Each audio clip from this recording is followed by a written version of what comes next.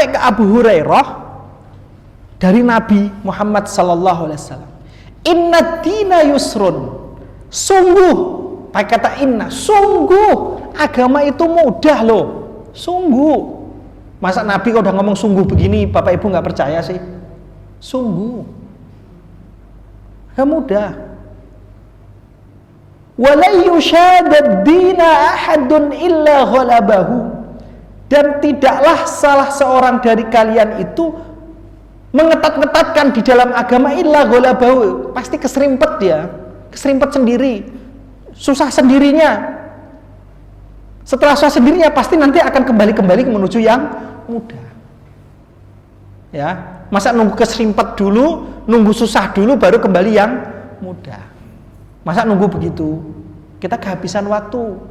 Nanti malah sama teman, sama tetangga, malah musuhnya banyak. Masa nunggu seperti itu, Pak? Jangan. Nah, enaknya ngaji begitu. Jadi dikasih tahu agama itu mudah. Begitu.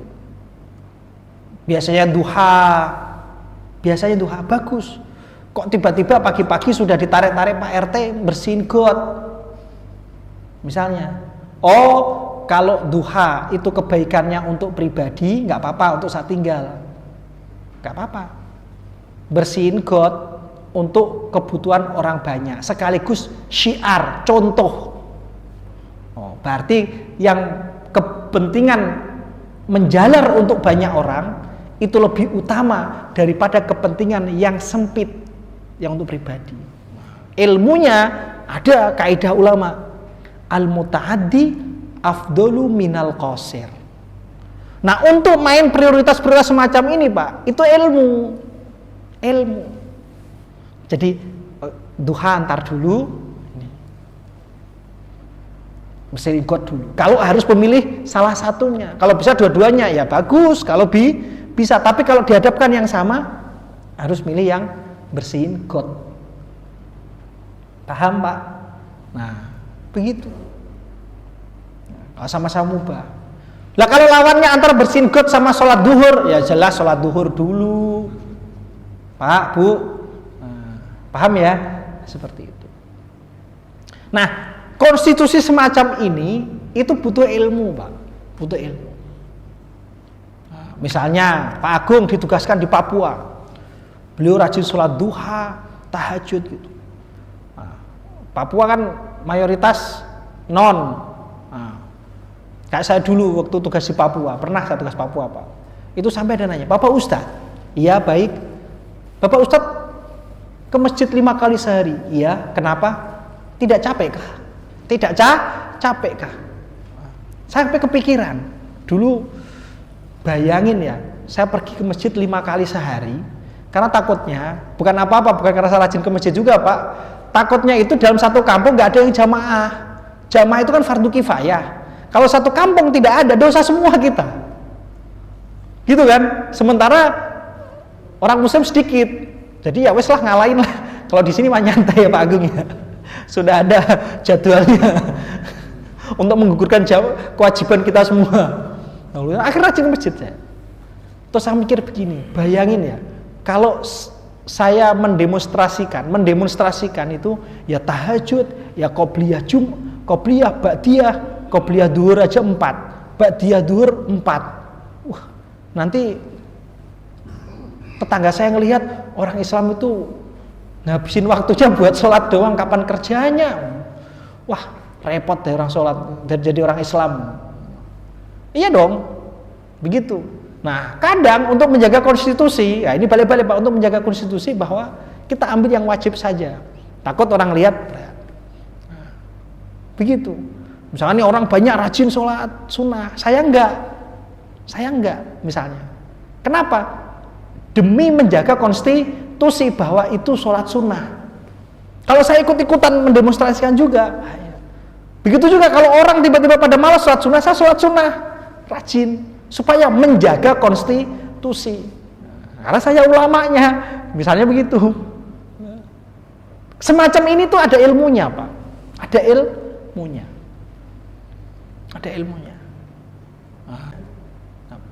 Semua ini ada ilmunya. Nah, ilmu itulah dari ngaji, supaya kita nggak terganggu. Misalnya di kampung yang biasanya bertani, saya mendiskusikan sholat duha bareng-bareng, bukan berjamaah ya, bareng-bareng.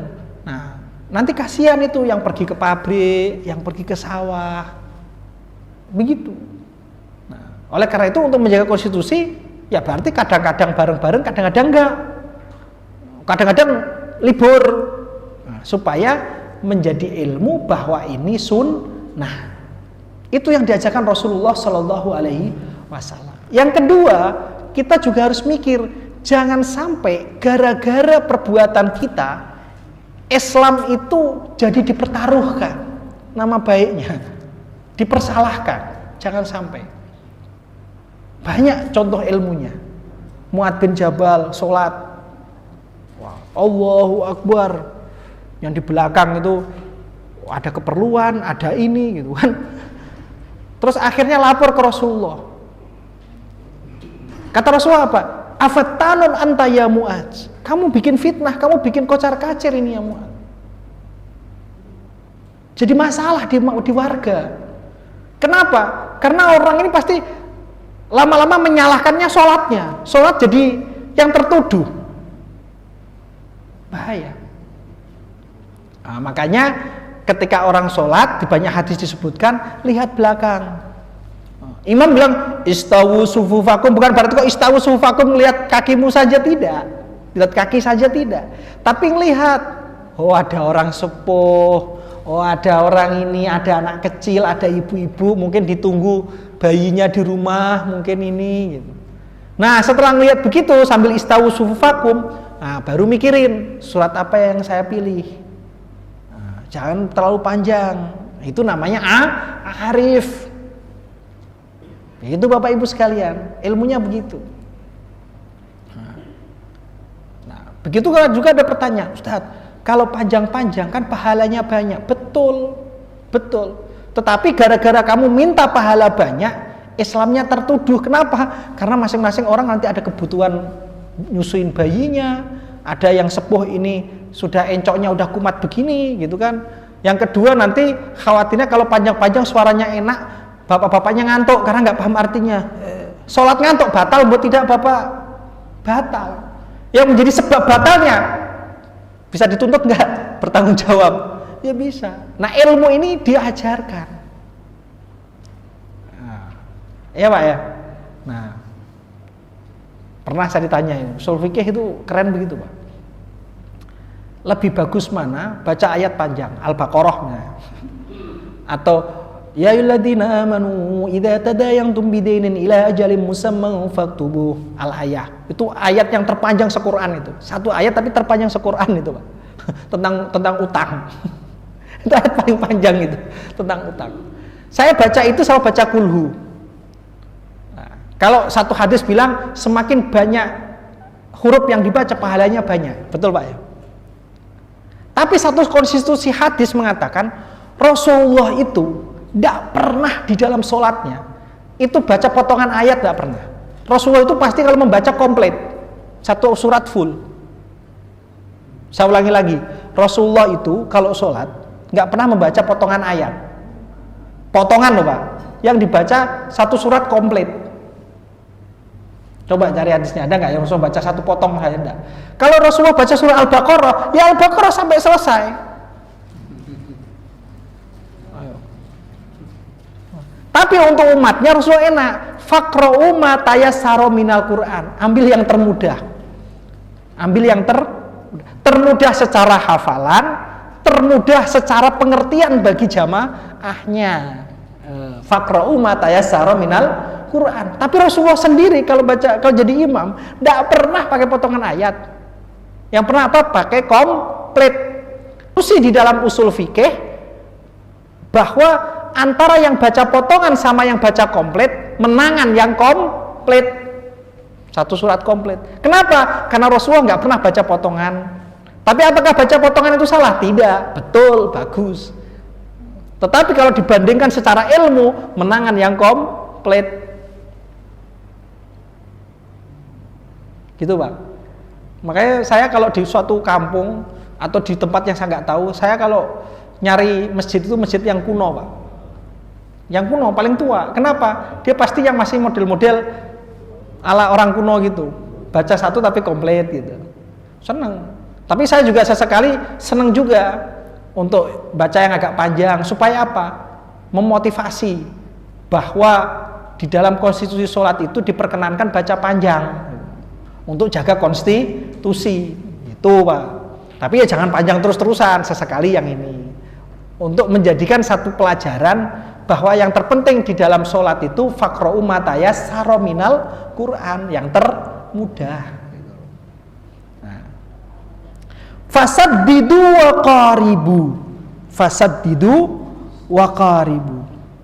Maka ya fasaddu ilzamus sidad. Jadi ambillah yang tengah-tengah saja, yang sedang-sedang saja. Ukur kemampuan kita. Nggak mampu berdiri ya duduk, nggak mampu duduk ya berbaring, ukur. Nggak mampu berbaring ya pakai isyarat, begitu Pak. Itu sholat. Nah itu Ustaz, ada orang ngaku wali nggak sholat Ustaz. Saya bilang siapapun orangnya yang nggak sholat itu dosa. Saya ulangi lagi ya Pak, siapapun orangnya, alasan apapun dosa, nggak boleh, haram. Kecuali, ini ada kecualinya ini. Dengerin kata kecualinya ini betul-betul nih. Rufi al-qalamu an salasin. Kecuali 3 orang ini nggak kena hukum syariat. Yang pertama, ya, as-sabiyyu hatta yahtalim. Anak kecil sampai ia mimpi basah. Itu nggak bisa kamu. Makanya anak kecil itu Bapak Ibu, tidak ada anak kecil. Nang, hemat, pangkal kaya, tidak ada. Anak kecil itu nggak punya dosa. Biarlah dia jajan. Borosnya anak kecil, rizkinya pedagang. Anak kecil kok suruh berhemat Pak? Itu orang tua durhaka sama anak itu. Anak kecil itu ya biarin dia boros, supaya Pak rizkinya pedagang. Daripada pedagang kecil-kecil gitu Pak, ketika beli cuma untung 500 perak, 200 perak, dia lebih punya harkat martabat daripada harus minta-minta. Makanya biarkan anak kecil kita walaupun nggak butuh ya biarnya dia makan. Anak kecil tuh nggak apa-apa boros karena nggak kena hukum dia. Nggak kena hukum. Yang hemat itu ya bapak ibunya. Yang anak kecil jangan. Al majnun hatta yafiq. Orang gila sampai ia sadar.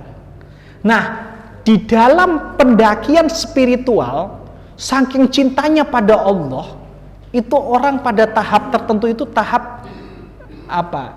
Majdzub. Majdzub itu ketertarikan sama Allah sampai dia lupa hilang dirinya, hilang ingatan. Saking cintanya pada Allah, itu majdzub. Nah orang gila semacam ini, itu dia nggak sholat, nah. Tapi kalau nanti dia sadar, oh kamu siapa? Saya Sofin. Rumahmu mana? Oh ini.